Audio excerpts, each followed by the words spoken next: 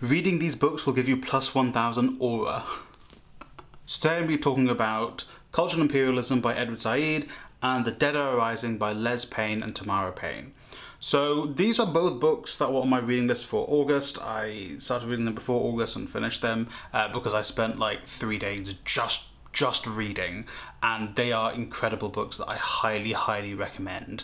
We're going to start off talking about Culture and Imperialism because I think it's the slightly harder book to talk about, and I can't get into as much depth as I can with The Dead Are Arising. So let's start with Culture and Imperialism. And before we get into that, I want to remind you that you can pick up both books from the description down below, where I link to bookshop.org, which is a company that works with local bookshops to kick them back a little bit more money whenever you buy stuff on bookshop.org. So Culture and Imperialism by Edward Said is like meant to be the third book in his trilogy of books on Orientalism and like Palestine. So it goes Orientalism, on Palestine, and Culture and Imperialism. That's kind of how people view those three books. Culture and Imperialism, I think, is my favourite side book I've read thus far.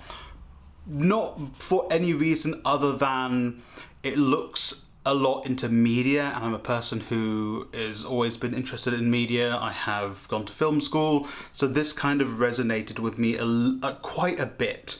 It's definitely a hard read. I read it once. It's definitely something that's going to need to be read a few times and annotated to really understand it. He talks about a lot of concepts in it. He talks about a lot of pieces of media, a lot of pieces of work. So it's definitely not the easiest book to kind of wrap your head around. If I had to really simply disseminate what this book is about, it's about how media is shaped by culture and how the media shapes the culture. So it talks a lot about how the novel was used as a way to kind of justify colonialism, British colonialism, how all these novels, because of the culture under which they were written, they very clearly were pro-colonialism or saw colonialism as just a normal part of life. And in doing so, these books went on to create characters and worlds that are very pro-colonialism and also make colonialism seem so normal. And even when these writers, so for example Conrad has spoken about a lot, criticizes colonialism, that criticism is only done through the lens of certain people did bad things, but the overall idea of colonialism isn't that bad. It's just the way you colonize people. But he's not just talking about classical novels and colonialism, he's talking about now. So this book was kind of written around the first Gulf War, the early 90s, and he talks about how, you know, the media and the news cycles, but also Hollywood was used to kind of justify this anti-Arab, anti-Muslim hatred, was used to justify the US's involvement in wars in the Middle East. Kind of the same thing we're seeing now. So in the 2000s and the 2010s, all the bad guys in all the action movies were a brown guy, was a Muslim guy, was a guy speaking some sort of like jumbled Arabic, and it was all sort of part of this colonial machine to justify the West's actions in the Middle East, because obviously the military is often involved in the creation of films. So he talks about sort of how that happens, and I mean, frankly, this is still happening with us, and when it comes to Palestinians and sort of the way the media, politicians, and how our movies talk about these people, it's the reason a lot of people are so okay with the mass slaughter of people in the Middle East or in Africa, because they see this as a very different world.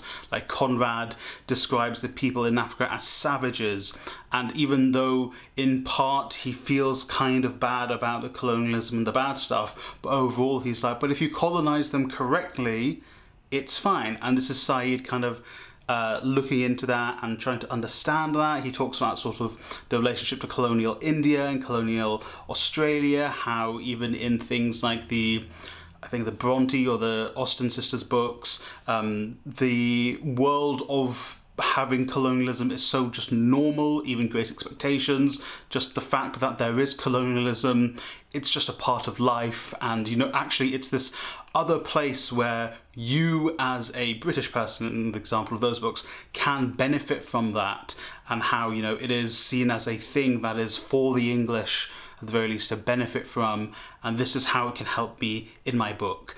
Kind of using it as like a deus ex machina in your book as this like big thing that is just a part of life and is thus, you know, part of the justification for colonialism, kind of inspiring people to be like, oh, maybe I should go, you know, to India or go to Australia. There's a big section about Kipling, who personally I am a hater till the day I die of Kipling, but Said isn't always like, oh, this is a terrible person and everything they say is bad. Even talking about Rudyard Kipling, he's like, he genuinely wrote really good books.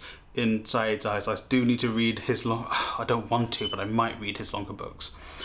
So Said does sort of be like, this isn't me knocking his writing, but kind of the message he tells is kind of like, well, it is this very pro-colonial message, and, you know, anti-freedom for Indians, or the other writers are all very pro-colonial. It's not that he's judging their writing as being bad, something I might do because I'm a hater, obviously.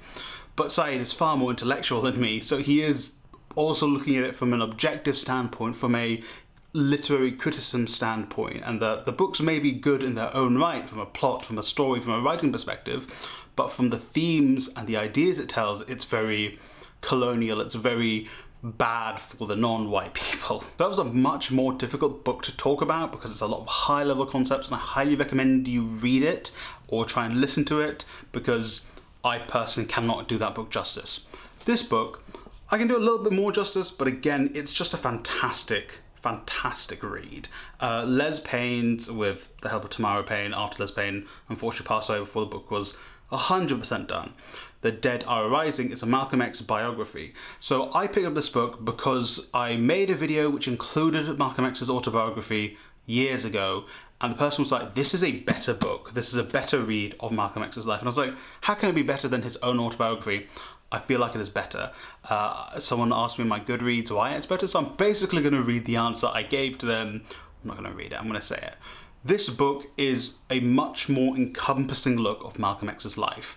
Les Payne had the benefit of being able to look at everything as a whole around Malcolm X's life. The people, the jails he was in, the family he grew up with, the historical events that happened afterwards, the FBI files that Malcolm X didn't have access to, the Nation of Islam files he didn't have access to.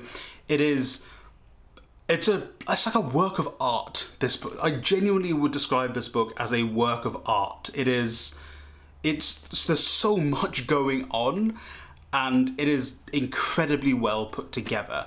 Obviously, it's going to be a very different kind of read to the autobiography. An autobiography, you are going to acknowledge there will be some biases of the person towards themselves, or they don't want to really talk about everything around the people around them. So I know in his autobiography, for the most part, Malcolm X isn't that, you know, critical of Elijah Muhammad until towards the end of his life, or until he leaves the Nation of Islam.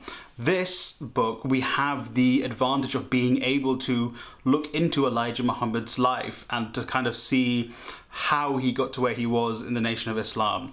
You have the advantage of other people's perspectives of stories Malcolm X talks about. Les Payne refers to those things in the book, says, this is what Malcolm X said in the autobiography, this is what XYZ person said. That's the differences. Who knows what exactly is correct, but, you know, we have eyewitnesses which corroborate or do not corroborate what Malcolm X said. It's such a good way of doing it. And I was always a person who was like, no, actually I prefer autobiographies. I'm going to go for the autobiography because that would be the best way to learn about someone. But actually no, Les Payne has made me realize that I don't necessarily think that's the case. Obviously, the authors, the writers, the journalists who write autobiographies can also have their own biases about people. So, you know, if I remember reading one about Stalin, it was very much like, Stalin is an evil man and always has been and always will be. Okay, sure, that's one way of seeing Stalin, and I'm not saying he didn't do bad things. Someone's gonna clip that. Someone's gonna clip that though. Give me my Stalin hat.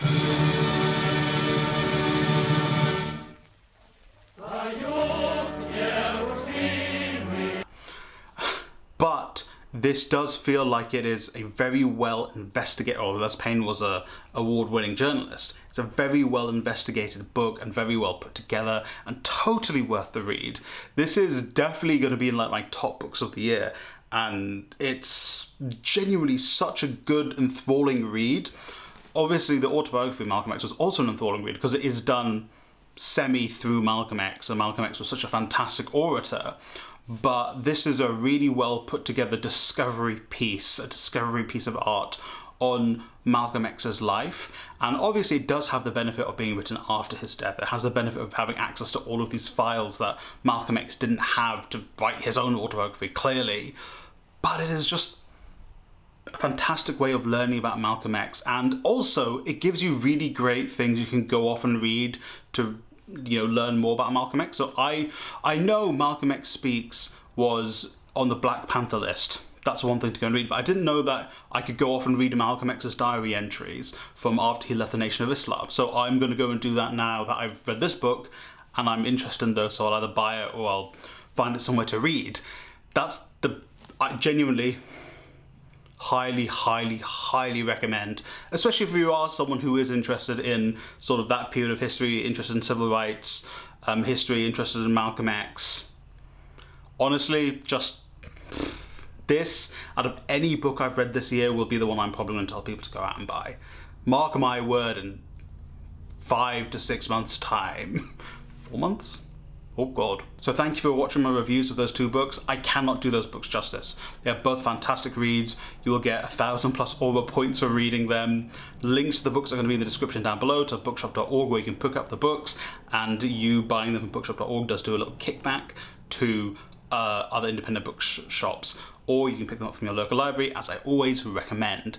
Thank you for watching. If you have read either of these books, let me know in the comment section down below. Hey, you can maybe become a YouTube channel member and get cool perks and using cool emojis if you want to. But if not, you watching, you subscribing, you sharing, that's fantastic, and I really appreciate you for that. Thank you for watching, and I hope you read a great book today.